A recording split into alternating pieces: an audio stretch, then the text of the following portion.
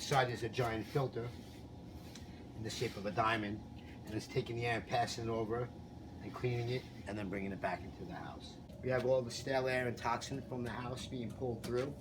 coming across, going into the filter, coming back out, comes this way, and goes outside, all the way across to a vent on the outside of the house. And then we have coming back from this side, we have the fresh air being pulled in from outside, comes back along, comes across, goes back into the unit, goes through a filter,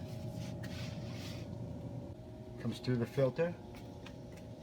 comes out through the filter, comes in, up into the return duct again, gets filtered again, and then re-enters the house.